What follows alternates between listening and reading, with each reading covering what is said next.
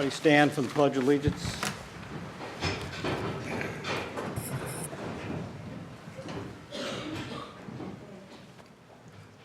I pledge allegiance to the flag of the United States of America and to the republic for which it stands, one nation, under God, indivisible, with liberty and justice for all.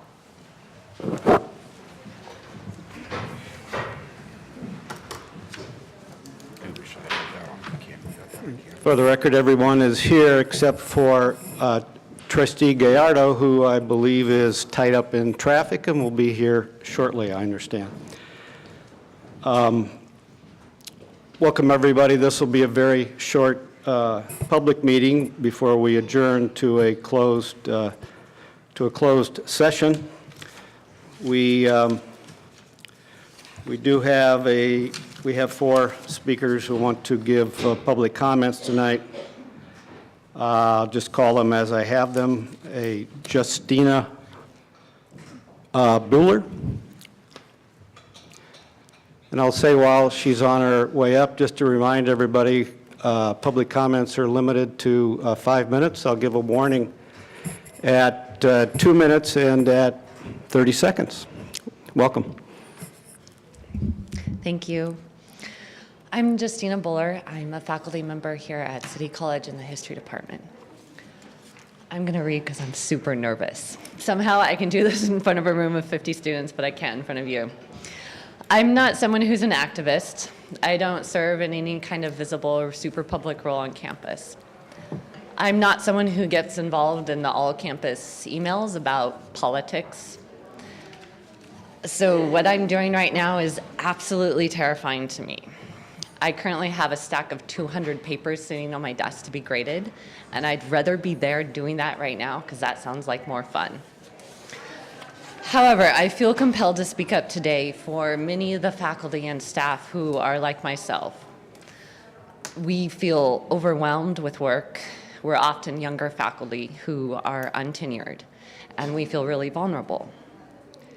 Thus far, we have been content to allow the activists on campus to represent us, gratefully supporting them quietly from the shadows. But over the last year, I've become worried that our campus activists are being unfairly stereotyped as a group of rebel rousers that have nothing better to do with their time than stir up controversy and invent injustices. There's this belief that they represent only a small portion of the community. Please know that this is not true. There are many of us who are worried that we've made the wrong choice moving to City College, that we uprooted our lives and moved here to contribute to this campus community at great risk to ourselves, and we feel like it's making no difference. A couple days ago, one of my colleagues who was hired in my cohort was brave enough to speak up in a faculty forum and share his experience with discrimination on this campus. He was told that jerks exist in every institution and that he should learn to deal with it. I have taught for 12 years on 4 different community college campuses in California, and I have never found this statement to be true. Yes, systemic, institutionalized injustice and sometimes racism exist everywhere. But some colleges have done a much better job of dealing with this than City College has. The most appalling theme that I've noticed during my 3 years here is the inability or unwillingness, I don't know what it is, but the lack of attention from the administration and the lack of ability to listen to us, to listen to students, to listen to faculty, to listen to staff. We are not crybabies. We were characterized that way in an in-service, but we're not crybabies. Many of us spend our summer months during our break, unpaid, revamping our classes because we care so much about reaching our students. We go to conferences, training, workshops, seminars, unpaid, just because we care. You're in danger of losing us. The work we do is exhausting, and it really hurts to feel undercut when we do that exhausting work. Last week, I attended a meeting with a couple of students. It was a room where the students talked and the adults sat around and listened. At the end of the meeting, the students looked at us and said, "This is the first time we felt heard." That kills me to know that that's how my students feel. Dr. Beebe, I sympathize with you. My dad was a school administrator, and I know that when you're doing your job right, nobody knows. That sucks. Your job is really difficult. We all make mistakes, and I think we should be allowed to learn and grow from these mistakes. I'm speaking for myself now. I'm not representing anybody else. From my opinion, I want you to know that you'll be respected and appreciated for changing course. I'm not personally interested in a scene-aside win. I'm not interested in anybody being shamed. Instead, I'm invested in taking our institution and heading in a better direction. And I hope that you choose to come along with us. Thank you. Thank you.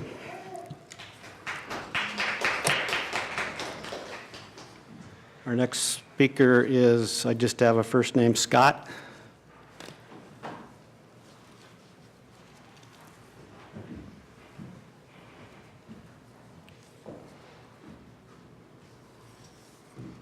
Hello. Thanks for having this meeting. Yeah, my name's Scott. I've been a student in the past.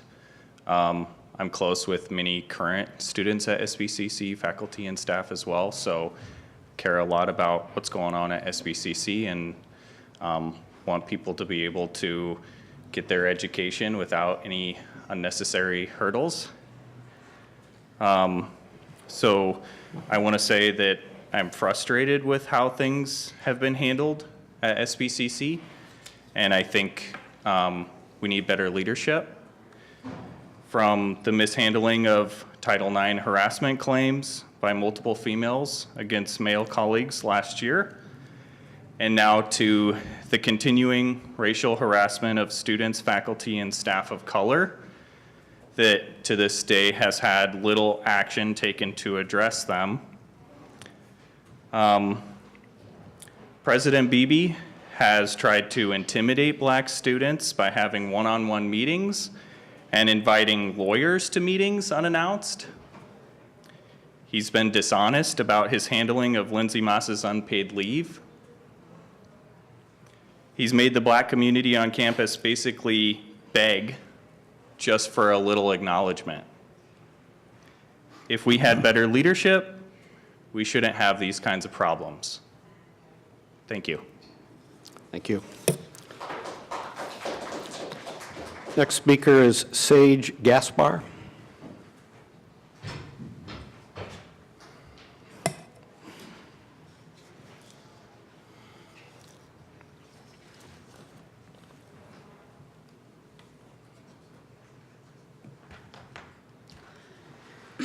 Hi, good afternoon, good evening. I'm here as a student. My name is Sage Gaspar.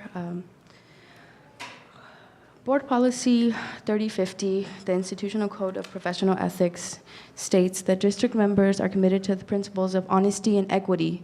They do not abridge the freedoms of other employees or students. At the same time, they do not willingly permit the rights and privileges of any members of the college community to override the best interests of the public served by the district. District members exercise judgments that are dispassionate, fair, consistent, and equitable. They exhibit openness and integrity in what they say and do. They confront issues and people without prejudice. They do everything they can to demonstrate a commitment to excellence in education and without compromise to the principles of ethical behavior. Unfortunately, I do not believe as a student that these expectations of ethical behavior are being met by the current leadership that represents our school, and I believe that the hierarchy of leadership at SBCC needs to be decolonized and restructured to better support the marginalized campus community here at SBCC.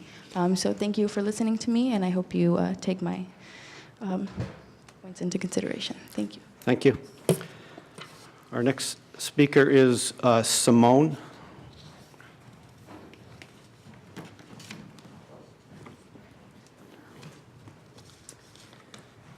Hello. I guess first I want to start by telling you all how much I love my job here at City College. I also just want to inform you all that earlier this week, due to a pattern of feeling intimidated and unsafe in my job and fear for Black students, that I contacted our HR department to explain how I feel. In some ways, President Beebe has been responsible for that, to the point where sometimes I'm even worried about coming to work and supporting students. I'll read with you what I submitted to Human Resources. So originally I met President Beebe after everything had happened with an employee, but I was introduced to him not by saying, this is who I am, this is a program. It was a meeting invite, and it wasn't clear to me the content of that email, if I would be allowed to say, no, I do not wish to attend, or if I could bring another person. So at that time, I was unsure if I was being asked into the office for some type of consequence, which greatly scared me. At that time, at the meeting when I did arrive, Beebe asked if I was the Black Student Union, to which I explained, no, I was not. I was requested to come to the meeting by he and his staff. So my first interaction was one of being misidentified, and there weren't apologies offered. Following that, on January 16th, President Beebe canceled office hours with our Umoja student group, something he had agreed to do to address some of the harm caused to Black students, faculty, and staff on campus. And that meeting was canceled 15 minutes before the scheduled start time. President Beebe at that time provided no explanation for the cancellation, but his office later sent individual meeting requests to a select group of students for the following week. Several students shared with me that they were scared to meet with President Beebe without any context and were unsure if they would be allowed to decline the meeting. Students also noted that the meeting was scheduled at the Umoja Center, where I work, but neither I or my other coworker were informed of this meeting. The day of the meeting, President Beebe and Luz Reyes-Martin as well came to the Umoja Center asking to meet with students. I asked if I could meet with President Beebe and Luz outside, and I explained that the students were not comfortable meeting with either of them without knowing the content of the meeting and without having any staff or faculty representation or support. I also shared with both Beebe and Luz Reyes-Martin that they had created a troublesome dynamic considering their power at this college by calling specific students into a meeting after canceling a general public meeting the previous week. The following week of January 21st, President Beebe agreed to reschedule his office hours with Umoja students. I was happy to support our students, but when I and another student arrived to President's office early, we learned that President Beebe had invited an attorney to the meeting 2 minutes remaining. unannounced.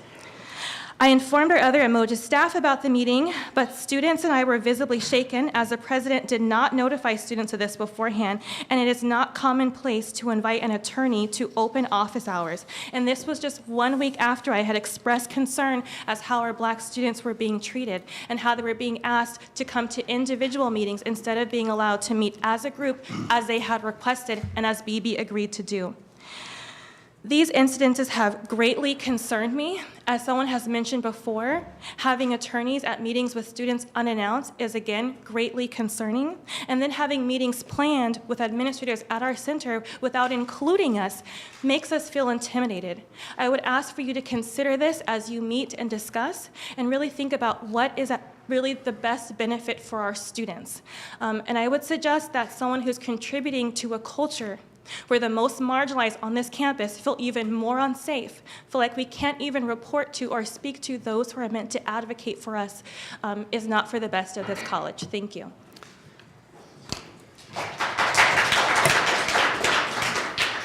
Thank you. Our last speaker is Annette Cordero.